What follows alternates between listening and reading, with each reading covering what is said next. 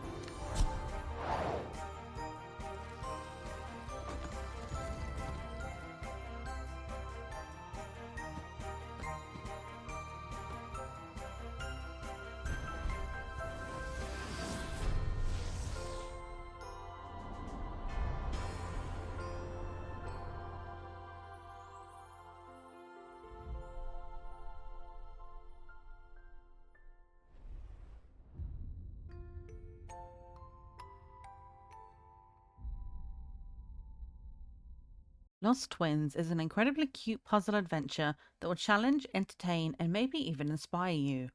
Help Abi and Ben on their journey as they move across platforms, engage in challenging puzzles, swap tiles to create paths, and overcome obstacles to reunite and find their way back home. This game's developed and published by Playdew. Watching the trailer, it just seemed like there's a lot of interesting aspects when it comes to the puzzles. I'm hoping they're not too difficult because I am not the best puzzler, but I think this looks really cute. I'm really excited to give it a go. So let's hop back into the game and get started.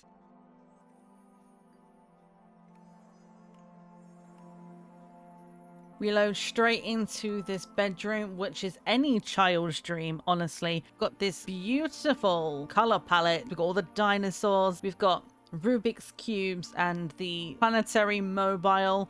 There's even the colourful spiral staircase that goes up to a book nook. Like, I'm an adult and I want that. If we take a quick look before we get into the game at the settings, if you press escape, this menu comes up here in the top corner. It's a little bit difficult to see, so I will kind of highlight it a little bit. The first button we have up here is the reset button. This is what brings us back to the very beginning of the game. I would like it if this is a little clearer. The menu is a little bit, I don't want to use the word clunky, but it's a little unclear, I think is what I'm going for, because there's no actual wording on any of it. So you're kind of having to figure it out from the pictures and clicking and seeing. This button at the bottom, I believe, is frames. I've capped it at 30 for myself, but again, would love to see a little bit more explanation on that. And then the last button we have is the I for information, which from what I can tell, this is controls. So the only controls we need are C, Z, E, and space. It's a little unclear again from this what they mean, but I'm hoping with the gameplay it will become obvious what we need them for. I would just like a little bit of clarification, but I do like that it is relatively simple with the amount of controls you need. So we begin by taking our little Abby through the bedroom, and we go into this really gorgeous room, this beautiful sitting room Like, whoever owns this house clearly has a lot of money. This is a room that I could never afford to have in my life. This is bigger than my entire house. So we keep running through here. We're following the white light. It's directing us this way. And we get into this stunning giant room with this, what I guess is a phoenix, which is interesting. She had a little question mark above her head, so she's obviously going, there's something I need to do here, and it's prompting us to press C. I won't press it just yet because I want to take a moment to look at the room and just appreciate how pretty this looks. Not only is the inside decorated with that beautiful dust mote and sunbeam moment, but if you look above the phoenix, there's a big window, and the fact that they've actually put something outside. That's something that a lot of games don't do. They just blank out the windows, but putting that outside is just a beautiful little touch. I love that. So let's press C and find out where it sends us. Whoa, okay, we're with Ben. And his room is shaking. His room is pretty cool as well. He's got a matching ladder, but he also has a train, and that's so cool. Okay, so spacebar jumps. Not sure what this is that fell from our ceiling. That's a little concerning, but alright. So it is sending us off this way. He's got more cars and dinosaurs as well. A nice blue and orange room, which is very retro and very much looks like his style. Another beautiful sitting room in here, and we meet up with Abi in the middle.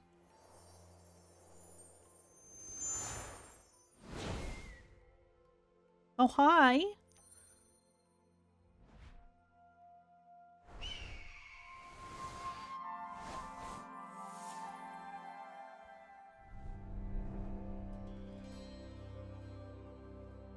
Lost Twins 2.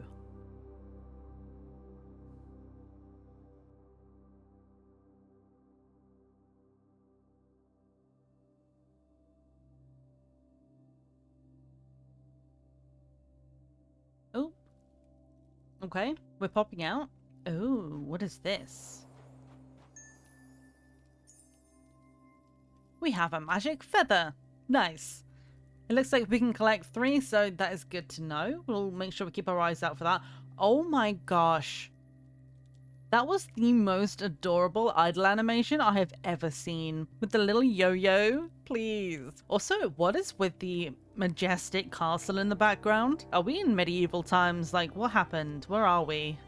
Are we okay? So if we look all the way up, there is a feather up there somewhere, so there is going to be a way we have to get to that at some point. We have to swap now, though, to Abi to get her to join up as close as she can with Ben. She is all the way down here. Let's get her a feather. Okay, we press Z and we get our tiles. Okay, and then there is Abi's feather, so I assume we have to join Ben. And there we go, the yin and the yang have joined again.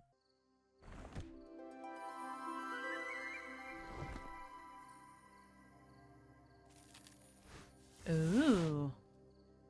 Is this like a level selector? But it says up there in the very top corner, if you see that, 3 out of 99. So I wonder if that's how many feathers we can find out throughout the entire game. So all we have in this one menu so far is the sister's room. If you scroll down, there is nothing else here yet. So this is like concept art. Oh, this is lovely. That's a nice little inclusion, like a little something that you can get as like a reward for completing parts of the game. Right, I guess we come down to bubble number 2 down here.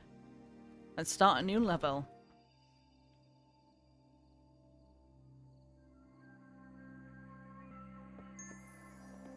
Okay, so we're just going to run straight through.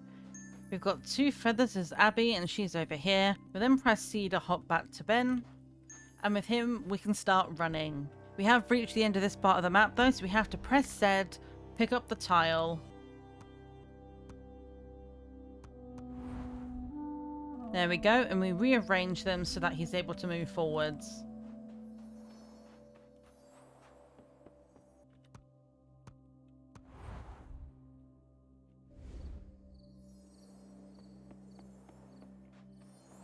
Hey, Abi! So we're getting a little more in-depth at this point into tile moving, which is interesting. Alright, level 3, let's go.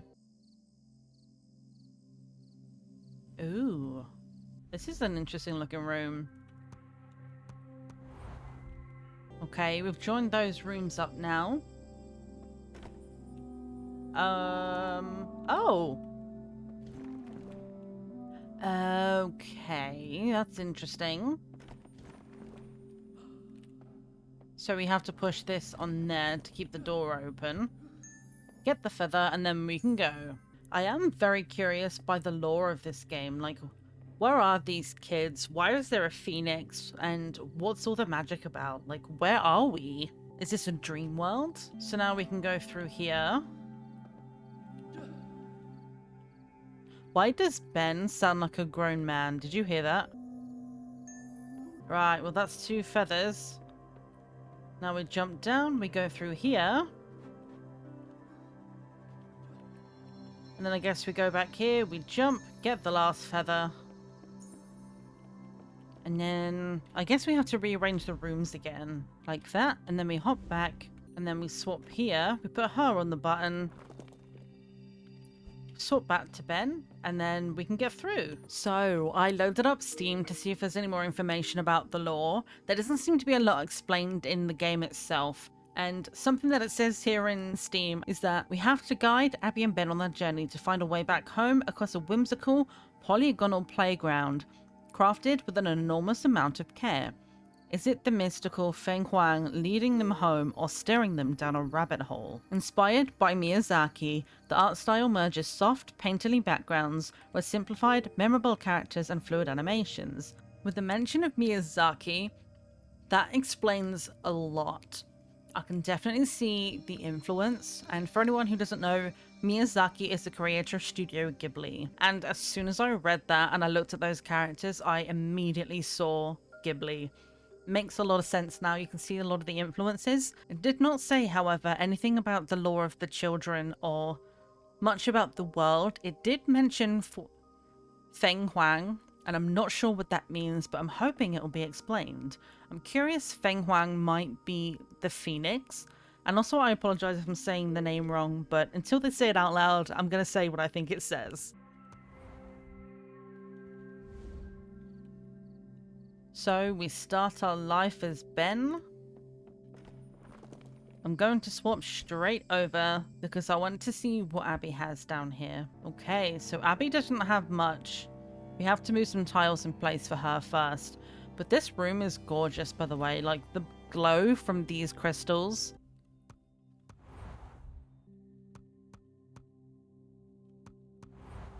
So we can swap to Ben now.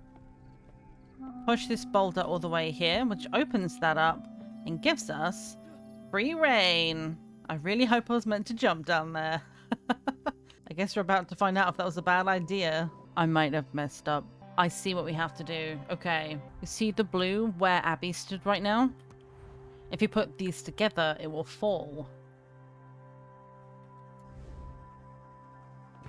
Good thing there's no fall damage because, ow.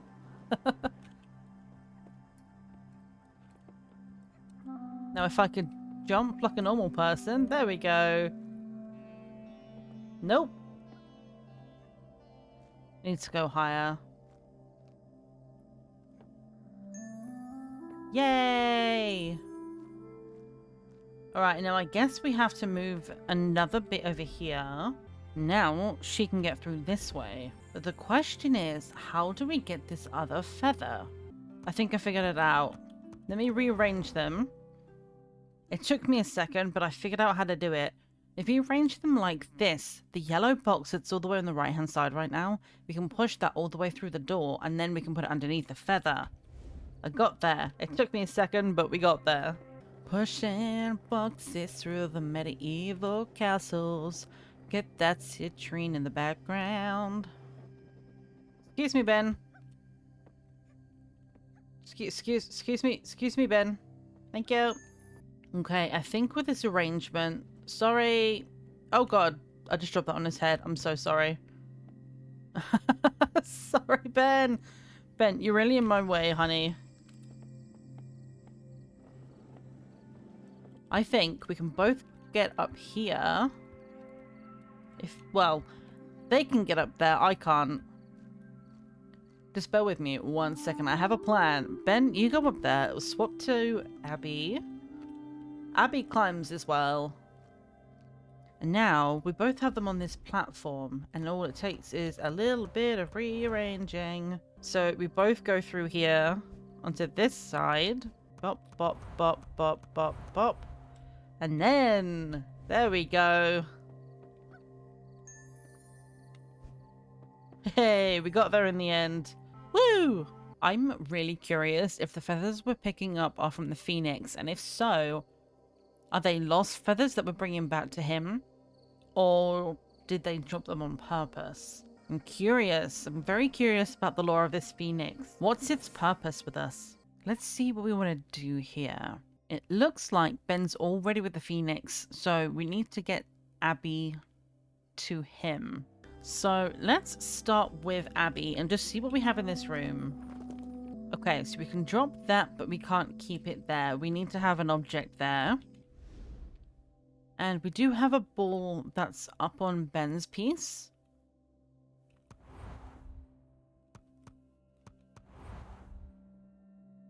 So if we drop this, I see how this works. So Ben is going to push it up that hill, through the green bit, down into the gap with the pink section. We then match that up to where Abi is, and she can have the ball to keep the gate open. Let's see if my theory is correct here.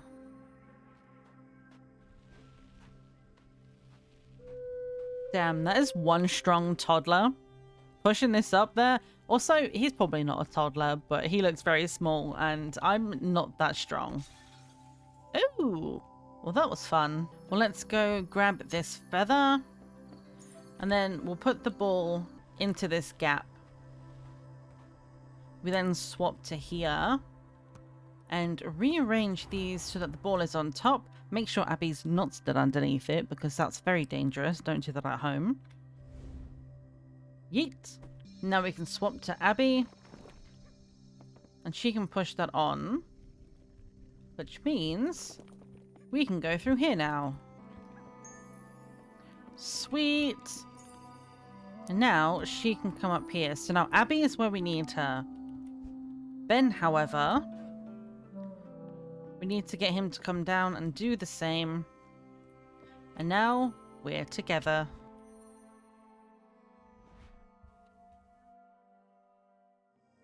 We completed level 5 and nothing else is unlocked, but I do notice we only have 14 feathers.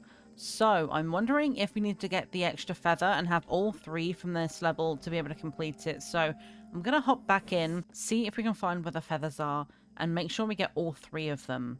Okay, so there's one high up, one at the back. That's the one we didn't get, the one at the very top in the right-hand tile.